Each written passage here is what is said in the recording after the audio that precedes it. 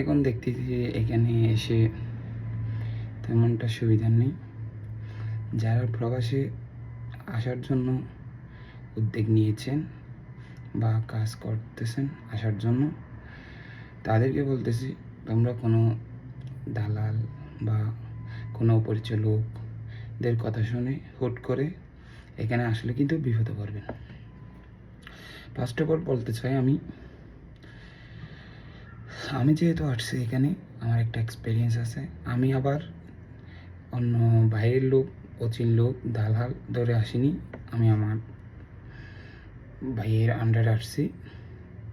তো আমি এসে জানতে পারতেছি যে এখানে যাদের কেউ নেই, যারা অপরিচিত, কোনো কাজ বা কিছু নির্ধারিত না করে আসে, তারা কষ্ট করে দয়া করে এখানে আসবেন না।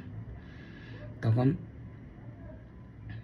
লাভের চাইতে কষ্ট বেশি হয়ে যাবে। আপনারা তখন পারবেন না এদিক যেতে, পারবেন না ওইদিক যেতে। এখানে কেউ কাউকে না চিনলে একবেলা ভাত পর্যন্ত দিবে না, সেটা কিন্তু মাথায় রাখবেন। আর এটা আমার নিউ চ্যানেল, সবাই সাবস্ক্রাইব করে আমার পাশে থাকবেন। আমি নিত্য নতুন ভিডিও আপনাদেরকে এই কান্ট্রি সম্পর্কে নিত্য নতুন ভিডিও দেওয়ার চেষ্টা করব। তো আজকে জাস্ট এতটুকুই বললাম। সবাই দয়া করে আমার চ্যানেলটা সাবস্ক্রাইব করে দিবেন। আর একটা কথা আমি আবার বলতেছি আপনাদেরকে, যারা সৌদি আরবে আসতে চান, তারা আপনাদের বিষয়ে কী চাকরি দিবে, এগুলো সব কিছু যাচাই বাছাই করে আসবেন।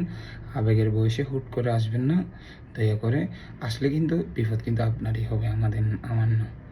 আমি যেটা আমাদের দেশের জন্য ভালো মনে করতেছি ওইটা বলতেছি। এখানে যদি কোনো পরিচিত না থাকে, যদি আপনার কোনো পরিচিত কেউ না থাকে হেল্প করার মতো, তাহলে আপনার কপালে শনির দশা আছেই। সেই জন্য বলতেছি, যাচাই বাছাই করে আপনারা আসবেন।